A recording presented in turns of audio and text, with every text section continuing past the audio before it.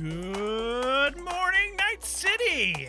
Welcome back, Chroniclers, to the archive of Cyberpunk 2077. Last time, we helped out Pan Am and failed some Riz checks along the way. I chicken out of getting to first base because I'm scared of women.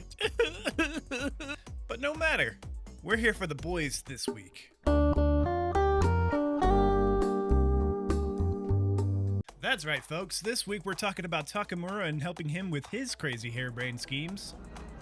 I have had an idea. If I could just get onto Hanako-sama's float, I could speak with her in private. Get there how? Why jump? Of course. Now, I'm not sure if his neural processors are firing on all cylinders, but we do determine that there is a possibility of it working. So, well, Takemura does whatever he's gonna do. Uh-huh. And in the meantime, you'll do what? Crack open a can of suds? I will not touch alcohol. At work, I will watch your back. Now, get to it. It falls on us to hack into the CCTV footage. Do my little hacky hack. Mission accomplished. Now, let's go have our date with Goro. My, it's starting to look Give like a me the date, best Mr. on the Goro. menu. But then we get the egg, because he only likes Japanese food from Japan. What is this? Hey, yakitori. To each their own, I guess. Then we sit through a little bit of, honestly, very interesting family politics here. Not to mention even smaller factions. Tell me about him some other time. Dang, I was actually getting really interested in that. Hey, why'd you have to come in and stop it? Takemura takes us to Arasaka Industrial Park, where they're keeping Hanako's parade float. He casually insults my planning skills as a merc. So, we going in? Is this what you said before entering Konbeki Plaza? Oof. I wish to be certain we have not overlooked anything. We should wait. That's and kind of a low observe. blow, man. If nothing out of the ordinary happens, then yes, we go in. Sounds sensible. Better get comfy. Maybe a bit rude, but we're moving on. And then we wait with a Bakeneko as Takemura opens up about his past. Who knew this stingy corpo man had a soft side? It is the first animal I see in Night City, except cockroaches, of course. Perhaps it is a Bakeneko. A Bakeneko? What's that? It is a cat spirit. It brings misfortune, can restore the dead back to life. Now, considering V was shot in the head and now has a terrorist trying to fill that hole, let's hope this Bakeneko works. Now, okay, jokes aside, this whole conversation touches heavily on the entire themes of Cyberpunk, and it is fascinating. If you end up playing this game for the first time, I recommend paying attention to this and a few of Johnny's rants, which basically bring up the whole heart of the conflict in Night City. Corpos versus the Joe Schmo. Fascinating stuff. Once the sun goes down, I proceed to my playthrough.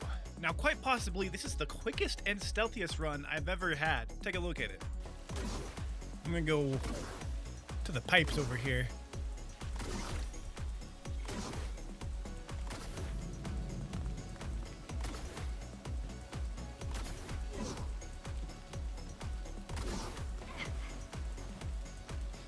I'm in. Good. Now try to enter the warehouse. I will draw their attention away. Climb the okay. Yoo-hoo! I'm in. Find the largest float. They are controlled.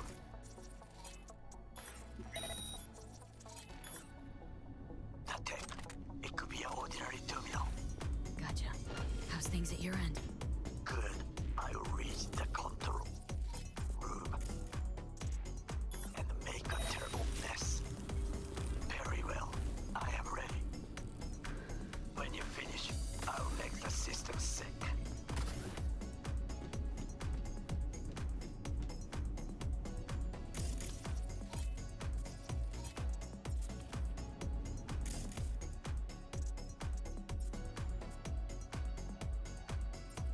Insufficient RAM.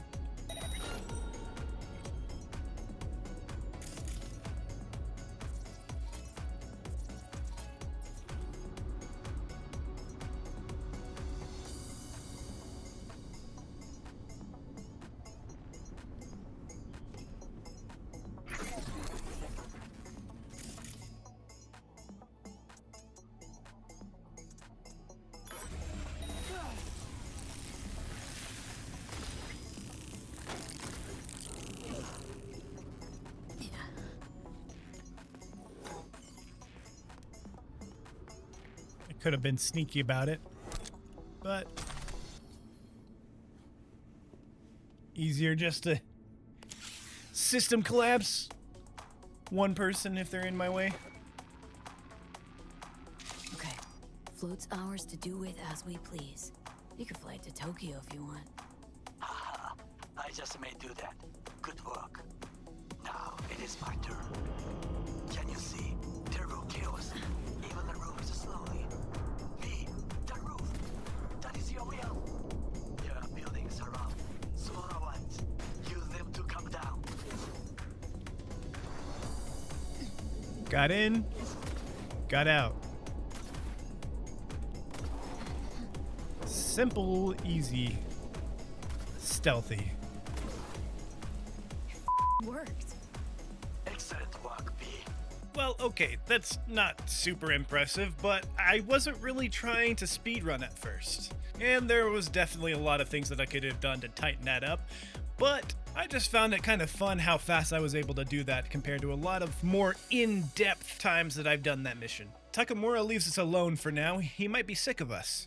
But Takemura pulls a classic stodgy boomer on us. He sends us his Google searches into our messages. So he starts searching things in here, and like he's looking at good yakitori, tempura, udon, tasty ramen.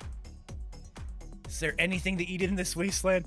He's like unironically really funny. I've got a few ideas if you're feeling peckish. Sushi in Night City? Sounds like suicide. And somehow disrespectful. Alright, you don't have to clan on Night City like that. We get it, Takemura. You're a Japanese food purist. So that was strike 2 in the romance department for V. To be fair, she wasn't being very upfront about it, just putting out feelers. Maybe we'll ask him out later. Look at that. Made a little neko with the emojis. This is kind of funny. You can ask him for a date.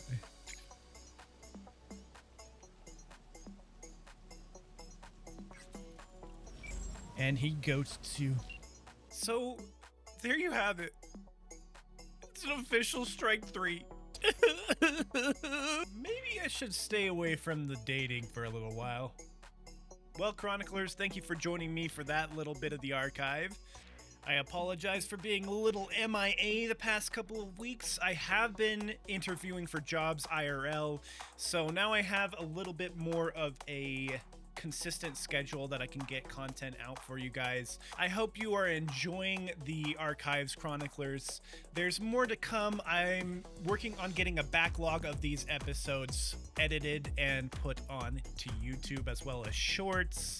If you're not willing to wait for the episodes to be edited, you can join me on Twitch at twitch.tv/thechroniclervt. I stream every Wednesday and Saturdays. The schedule might be a little bit lopsided right now until I get a little bit more of a consistent schedule with my work, but I hope to see you all there and here on YouTube. So please leave a comment, subscribe, like, everything, all that you can do here if you like this content. So until the next story, Chroniclers, have a fantastic day.